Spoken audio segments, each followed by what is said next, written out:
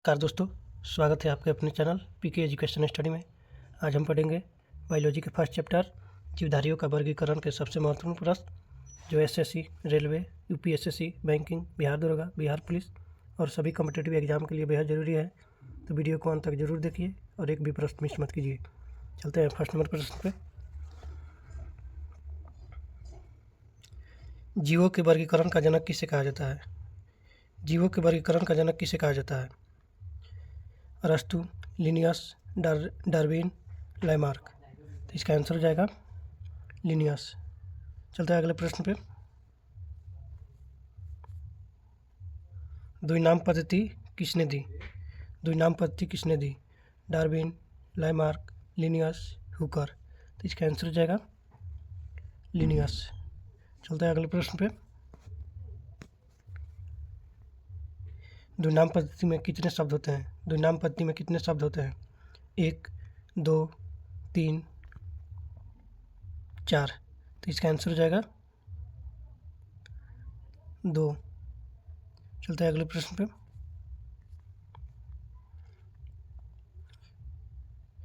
जीवों को 5 जगत में किसने वर्गीकृत किया? जीवों को 5 जगत में किसने वर्गीकृत किया? लिनियस, व्हिटेकर, अरस्तु, मेंडल। तो इसका आंसर हो जाएगा बी नंबर, व्हिटेकर। चलते हैं अगले प्रश्न पे। सबसे ऊंचा वर्गीकरण श्रेणी कौन सी है? सबसे ऊंचा वर्गीकरण श्रेणी कौन सी है? प्रजाति, वंश, कुल, जगत। तो इसका आंसर हो जाएगा जगत। चलते हैं अगले प्रश्न पे। मानव का वैज्ञानिक नाम क्या है? मानव का वैज्ञानिक नाम क्या है? मुनेरा। चलते हैं अगले प्रश्न पे। बैक्टीरिया किस जगत के सदस्य है? बैक्टीरिया किस जगत के सदस्य है? Fungi, protista, monera, animalia. तो इसका आंसर हो जाएगा मुनेरा। चलते हैं अगले प्रश्न पे। यूकैरियोटिक कोशिका में क्या पाया जाता है? यूकैरियोटिक कोशिका में क्या पाया जाता है? न्यूक्लियाइड, वास्तविक नाभिक, कोशिका भित्ति नहीं, राइबोसोम नहीं। तो इसका आंसर हो जाएगा वास्तविक नाभिक। चलते हैं अगले प्रश्न पे। कवक का प्रमुख पोषण प्रकार क्या है? कवक का प्रमुख पोषण प्रकार क्या है? स्वपोषी, परपोषी, परजीवी, सहजीवी। तो इसका आंसर हो जाएगा परपोषी। चलते हैं अगले प्रश्न पे। शैवाल किस जगत में आते हैं? शैवाल किस जगत में आते हैं? Fungi, protista, plantae, monera. तो इसका आंसर हो जाएगा प्रोटिस्टा। चलते हैं अगले प्रश्न पे। वायरस को जीव और निर्जीव के बीच की कड़ी क्यों कहते हैं? वायरस को जीव और निर्जीव के बीच की कड़ी को क्या क्यों कहते हैं? वे बड़े होते हैं, उनमें कोशिका भित्ति होती है, वे केवल जीवित कोशिका में सक्रिय होते हैं, वे प्रकाश संश्लेषण करते हैं। तो इसका आंसर हो जाएगा वे केवल जीवित कोशिका में सक्रिय होते हैं।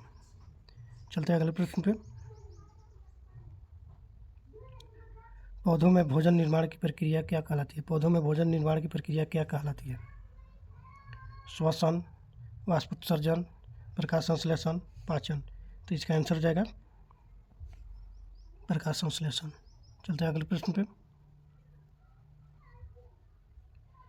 जंतुओं का जगत कौन सा है? जंतुओं का जगत कौन सा है?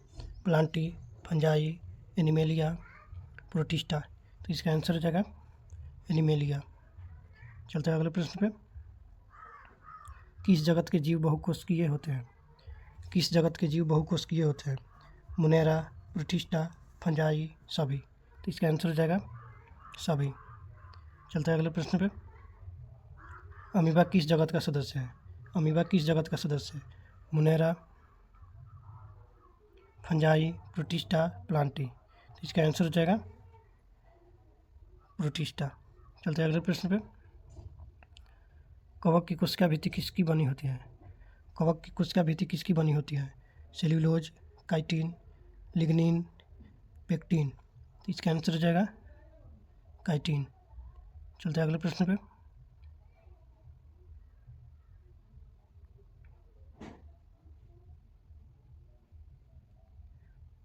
पौधों की कोशिका भित्ति किसकी बनी होती है?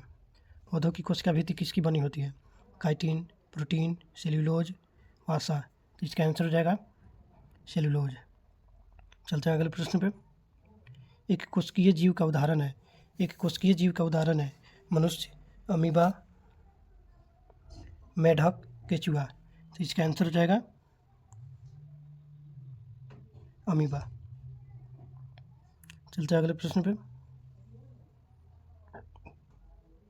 वर्गीकरण का मुख्य उद्देश्य क्या है? वर्गीकरण का मुख्य उद्देश्य क्या है? जीवों को नष्ट करना, जीवों का अध्ययन आसान बनाना, जीवों को अलग करना, प्रयोग करना। तो इसका आंसर हो जाएगा जीवों का अध्ययन आसान बनाना। चलते हैं अगले प्रश्न पे। किसे वर्गीकरण की मूल इकाई कहते हैं? किसे वर्गीकरण की मूल इकाई कहते हैं? कुल, वर्ग, प्रजाति, संघ। तो इसका आंसर हो जाएगा प्रजाति। चलते हैं अगले प्रश्न पे। फर्न किस वर्ग में आता है? फर्न किस वर्ग में आता है? Bryophyta, pteridophyta, angiosperm, gymnosperm. तो इसका आंसर हो जाएगा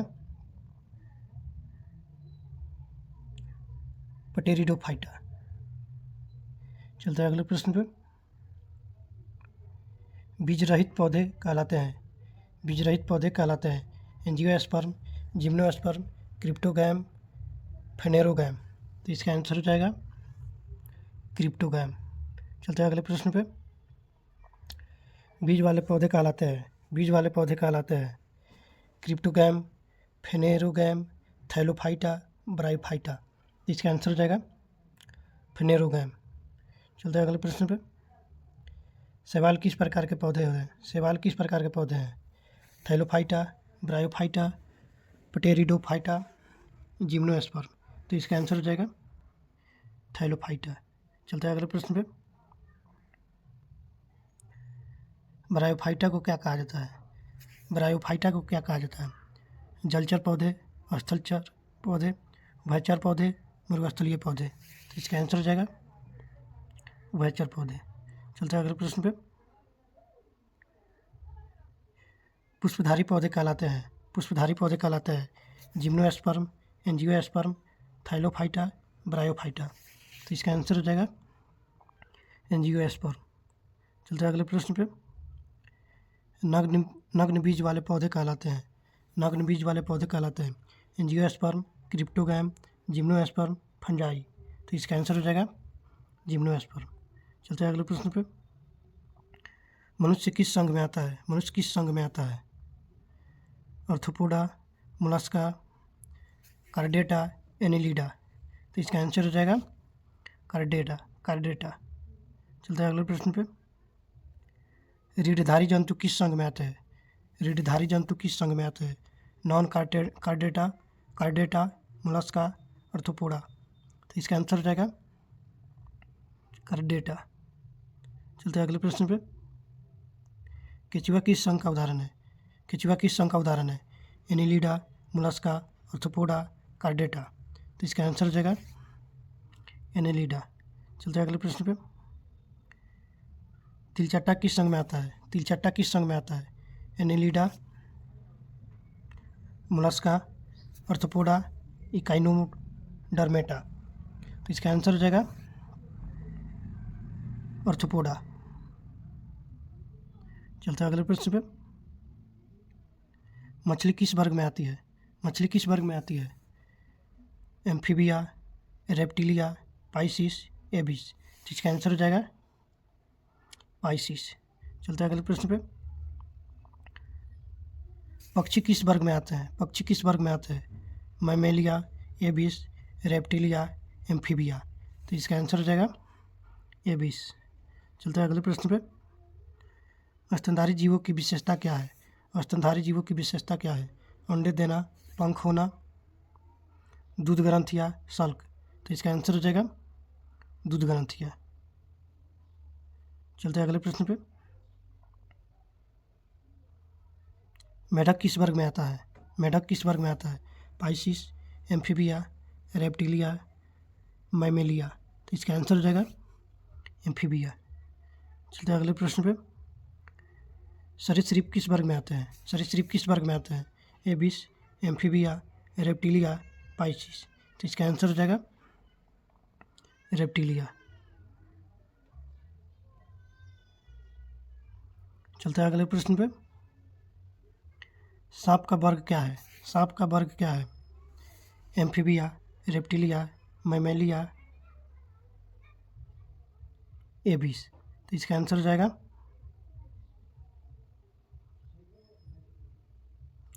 रेप्टिलिया। चलते हैं अगले प्रश्न पे। चमगादड़ किस वर्ग में आते हैं? चमगादड़ किस वर्ग में आता है? एबिस, रेप्टिलिया, मैमेलिया, एम्फीबिया। तो इसका आंसर हो जाएगा मैमेलिया। चलते हैं अगले प्रश्न पे। व्हेल किस वर्ग में आती है? व्हेल किस वर्ग में आती है? Pisces, reptilia, Mammalia, एबिस। तो इसका आंसर हो जाएगा मैमेलिस। चलते हैं अगले प्रश्न पे। जीवों का वैज्ञानिक नाम किस भाषा में होता है? जीवों का वैज्ञानिक नाम किस भाषा में होता है? हिंदी, अंग्रेजी, ग्रीक, लैटिन। तो इसका आंसर हो जाएगा लैटिन। चलते हैं अगले प्रश्न पे। वर्गीकरण में कुल के ऊपर कौन सी श्रेणी होती है? वर्गीकरण में कुल के ऊपर कौन सी श्रेणी होती है? वंश, वर्ग, गण, प्रजाति। तो इसका आंसर हो जाएगा गण। चलते हैं अगले प्रश्न पे। पौधों और जंतुओं के नाम लिखने की पद्धति कहलाती है?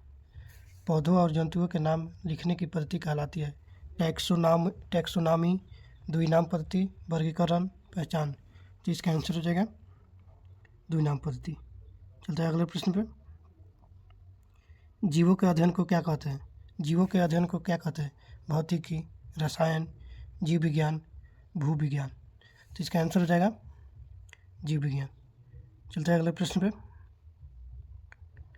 वर्गीकरण विज्ञान कहलाता है इकोलॉजी, टैक्सोनॉमी, जेनेटिक्स, फिजियोलॉजी। तो इसका आंसर हो जाएगा टैक्सोनॉमी। चलते हैं अगले प्रश्न पे। सबसे छोटी वर्गीकरण इकाई है वर्ग, कुल, वंश, प्रजाति। तो इसका आंसर हो जाएगा प्रजाति। चलते हैं अगले प्रश्न पे। प्रोटिस्टा जगत के जीव कैसे होते हैं? केवल बहुकोषीय, केवल प्रोकैरियोटिक, यूकैरियोटिक, निर्जीव। तो इसका आंसर हो जाएगा यूकैरियोटिक। चलते हैं अगले प्रश्न पे। कवक में भोजन का संग्रह किस रूप में होता है?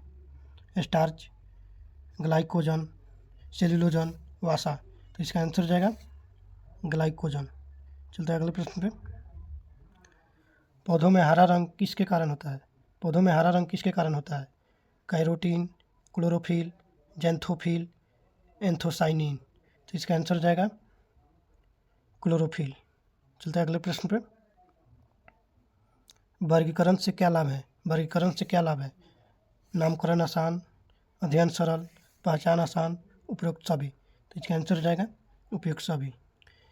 बायोलॉजी के फर्स्ट चैप्टर हो गया। इसके अगले क्लास में आएंगे अगले चैप्टर के साथ। जय हिंद, जय भारत।